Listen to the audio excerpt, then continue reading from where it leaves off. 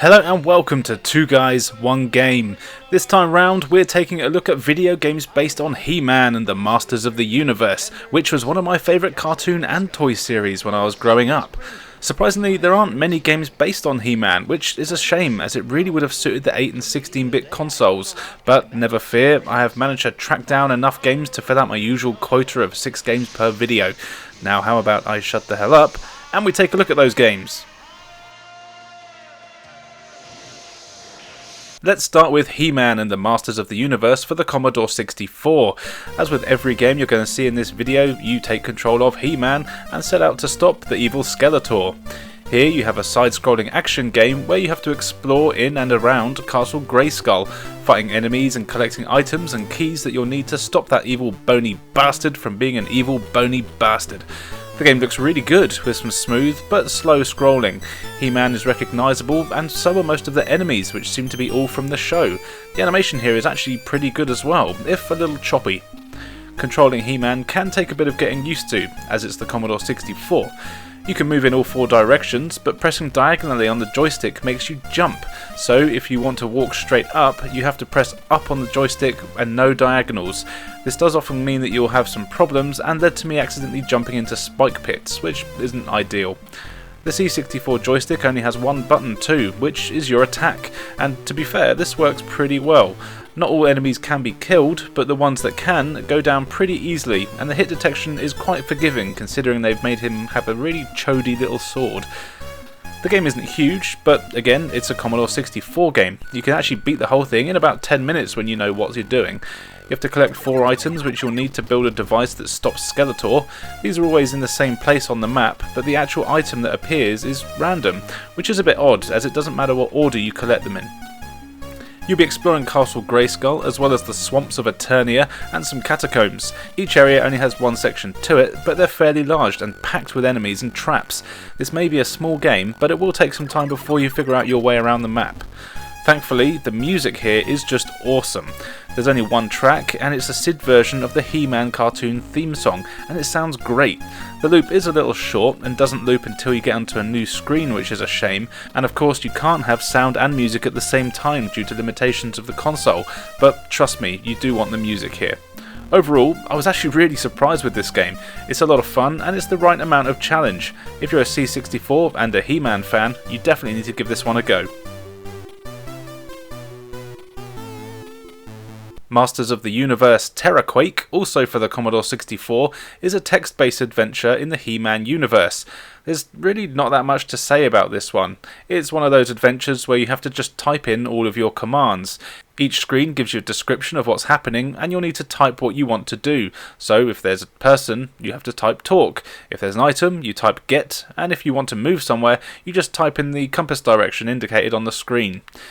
The story is of course that you're He-Man and you've got to stop Skeletor, and doing this is really no easy task. Although you can't really die as such, it is very easy to get lost unless you're writing down every move you make. Also, things here are pretty cryptic. You have to be sure to search each room and try every command in every room. Also, if you find an item, you don't automatically pick it up. So once you have found something that you need, you then have to type get and then whatever the name of the item is in order to pick it up. Though, of course, most of the time, the game doesn't actually tell you once you've picked it up. But that's okay, you just type inven in and it will show you what's in your inventory. Graphics wise, you do get a unique picture for each screen, and they look fine.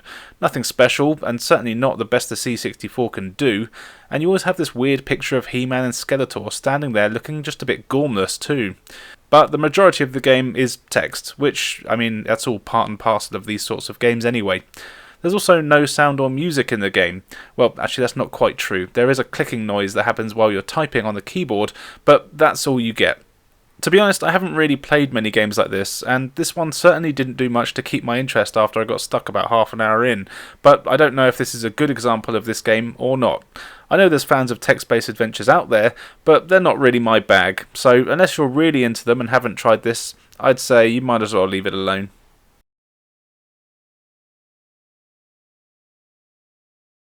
For those of you cool enough to know, He-Man got a movie in 1987 starring Dolph Lundgren and Courtney Cox. Yes, that Courtney Cox. And of course back then, movies means video games. So He-Man the movie was released for the Commodore 64. God, they really did like He-Man on the Commodore 64. It's a top-down adventure that plays a lot like the Gauntlet games. Here though, He-Man must find the musical chords hidden around the town and the graveyard apparently that you need to activate a music box thingy to help beat Skeletor. I think that's about right. It's been a while since I watched the movie. Controlling He-Man is easy. You use your joystick and he moves pretty fast. Your one button is to attack and you can just hold it down. It basically plays like a shooter. Enemies are constantly appearing out of nowhere and are a real pain in the ass. Thankfully, you do get a decent amount of health and you can collect swords that replenish your health. A lot of the time you can just ignore the enemies though, and often this is the best way to progress. Collecting the chords is what you want to do in the game though, and to be honest, it's a bit of a pain.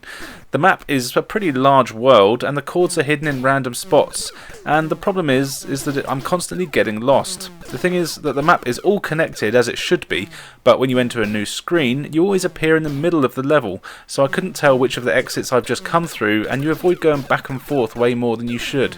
Granted that many people smarter than me probably won't have this issue, but I just found that I was wandering around for what felt like forever and just not making any progress. Thankfully though, the controls are good and the game moves pretty fast. Also, it looks decent enough with its He-Man / Gauntlet crossover vibes. There isn't really any music and you'll just be hearing the sound of enemies shooting at you constantly, which can get a bit tedious. And really, that's all there is to the game. It's a pretty simple maze shooter, it's definitely not bad, it's just easy to get lost and it does just feel a bit like you aren't really achieving anything most of the time. But if you like Gauntlet games, you might like this one.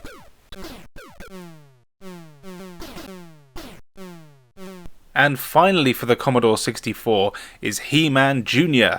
And why is it called He-Man Jr.? Well, I've got no idea.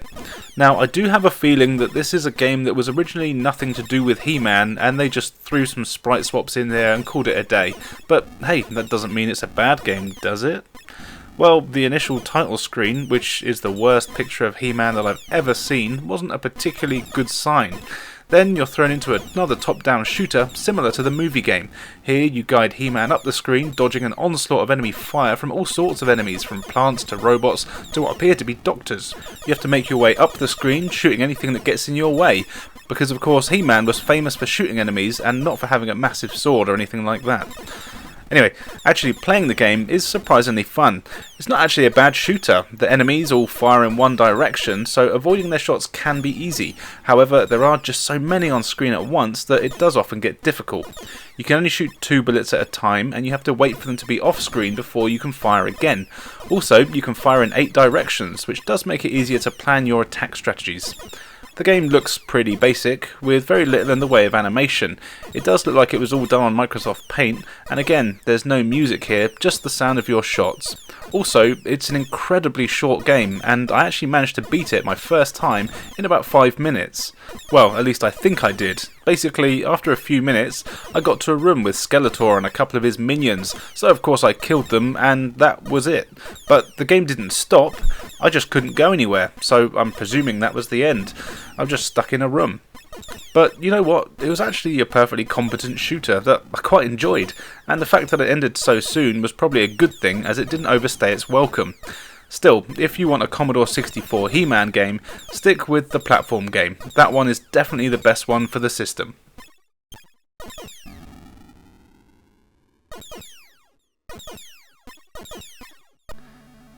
The Atari 2600 got a He-Man game called Masters of the Universe: The Power of He-Man, which is ironic as it does everything it possibly can to not show off his power at all. As it's an Atari game, it's pretty damn simple. For some reason, it's just basically a crappy Defender clone. You presumably play as He-Man, who is flying around in a ship, and you have to hunt down and kill the 30 or so enemies. To do this, you have to shoot the spinning sticks that come out near enemies. Once you've destroyed all of those, you can start to drop bombs on the bad guy and send him straight to hell. It's not that easy though, as the enemies constantly shoot at you, and their attacks have a strange homing ability that makes them really hard to avoid. Of course, you can only take one hit before you lose a life. Thankfully though, you do respawn exactly when you die, and you only get 3 lives to get through it though, and then it's back to the start. The graphics here are pretty terrible, even for an Atari game. It seems very low effort, and if you were shown this video or screenshots without knowing it's a He-Man game, you really wouldn't have a clue. There's just nothing here that looks like He-Man other than the title screen. The controls here, they're actually fine, but they're quite twitchy. You will get used to them, but that still doesn't make it fun to play. This is another He-Man game to avoid.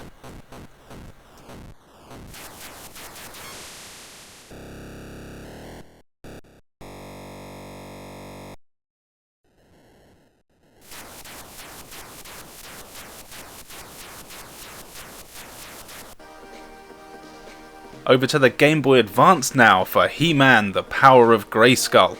I do find it strange that there wasn't another He-Man game until the Game Boy Advance, rather than the NES or SNES. They could have made some great games for those systems, though if it's anything like this one, maybe it's a good thing they didn't. This is based on the newest series of He-Man that I've never seen, but from the art style I'm kind of glad, because it's that kind of cheap looking animation. But we're not here to talk about that, let's talk about the game. Power of Greyskull is an isometric action game where you play some fairly short levels and have a few objectives that usually involve collecting items, rescuing characters and fighting bosses, which is all fine I suppose. The first thing I really did notice is that the game is pretty damn ugly, even on a small screen. It uses pre-rendered graphics that apparently they loved on the Game Boy Advance, but all the animations are so choppy that everything is very pixelated too. The levels, they're all full of enemies, as you'd expect, and this is actually kind of where the problems start, as the combat in the game is just awful. As you'd expect, the hit detection is terrible, and there's never a guarantee you'll actually hit an enemy, no matter how close to them you are. But of course they have no problem hitting you, and even when you're attacking, they'll just ignore that and hit you while you're attacking them. You do have a block button, but it doesn't really work on most enemy attacks. Also, you don't have any combos, so you just sort of stand there hitting the attack button and you just end up getting killed by even the most basic of enemy. Your best tactic here is to hit once, run away until the enemy is vulnerable again, and then go back in and repeat. This is especially useful during the boss fights, all of which I had to beat using the cheap hit and run tactic. The levels themselves do vary, and you'll visit a few locales from the He-Man universe, and each one has its own traps and enemies, but none are less annoying than any others. You also have a bonus game between levels, where you have to collect diamonds within a time limit, and these are kind of out of place and a little bit dull. Sometimes you also get to ride Battle Cat too, which is always welcome. These levels are basically shooters, and they could be interesting, but they're just so slow that they feel boring. Also, once again, the hazards there, the hit detection on them is just terrible. And I think that just about sums up the game. Everything here is just kind of boring and not well put together. It all feels very cheap and clearly rushed, and because of that, I will make the rest of this segment seem cheap and rushed just by saying that He-Man, the Power of Greyskull for Game Boy Advance is rubbish. Don't play it. And finally for today, here is He-Man Masters of the Universe, Defender of Greyskull for the PlayStation 2. As far as I know, this is the last console He-Man game that's been released. It's a 3D adventure where you of course take control of the scantily clad Muscle Man and you set out to stop Skeletor and his minions. The story also makes a point of letting you know that Skeletor has been siphoning the mystic powers of Greyskull, which is where He-Man's power come from, thus explaining why he's not quite as powerful as he normally would be. Bummer. But thankfully you're still pretty tough and can smash most enemies' faces in with relative ease, if the controls let you, that is. The game looks decent enough, pretty standard for the era of PS2. There's a lot of grey and brown going on here, but some of the levels do have a fair bit of colour. The character models here do look okay as well. The animation is usually alright, if a little stiff, and it's something that translates over to the controls, which are the main issue with the game. Getting He-Man to do anything precise can be a pain, and the levels are often littered with instant death traps and terrible platforming sections, and there's very little warning when these things are coming up, which I guess is kind of the whole point of a death trap, to be fair. But even if you do see any of these traps, positioning yourself to avoid them can be tricky, and even if you do try and turn around to avoid the trap, He-Man actually takes a while to do anything, and then just always walks straight into them, almost always killing you instantly. Also, the combat here is very rough. You only have one attack button, but there are a few combos you can do, and also you do a different attack depending on what direction you're holding on the joystick when you press the button. If you're standing still, you do a standard 3-hit combo, but holding any other direction makes you do a different attack that's not part of any combo. There's a noticeably large gap between being able to pull off different attacks. In fact, it's just enough time for the enemy to come in and hit you. This makes attacking very annoying, as you just have to be standing still to get a proper combo in. Also, you do have a block button that stops weak attacks, and you can dodge and roll, but I didn't really find myself using these, though the roll did come in handy a few times against the bosses. You also have levels where you're riding Battle Cat. These control okay, but have the same issues with combat, in that after you've made your attack, the enemies have time to give you a kicking before you can start attacking again. Thankfully, while on Battle Cat, you do have a supply of missiles, and these are pretty good at taking out the bad guys from a distance. One of the biggest threats in the game, though, is clipping. I found myself falling through the levels more often than I would have liked. I mean, I never want to fall through the floor for no reason, but apparently that wasn't an option. Thankfully, you do usually respawn somewhere nearby, but you lose a life. I did, however, have one instance where I fell through the level and it just respawned me under the map until I lost all my lives, which is the second time this happened to me in a game in the last few weeks. While it does have a fair few control and general polish issues, I wouldn't say He-Man is a really terrible game. It's a below average game for sure, and you can beat the whole thing in about 3 hours, but really there's no reason to go out of your way to bother doing so. Unless you're a collector, don't bother with this one, but just know it's not the worst game out there.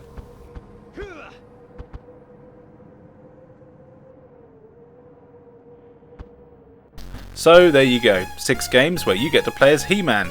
Do you have a favourite? Let us know in the comments below. And don't forget to subscribe, we upload new videos when we've made them, and you can also check us out on Spotify where we talk about all things gaming. Just search 2 Guys 1 Game. And of course you can follow me on Instagram where I've got hundreds more retro and modern video game reviews. Just search The Reviews Brothers. Now, all that's left for me to say is thank you for joining us, and we'll see you next time.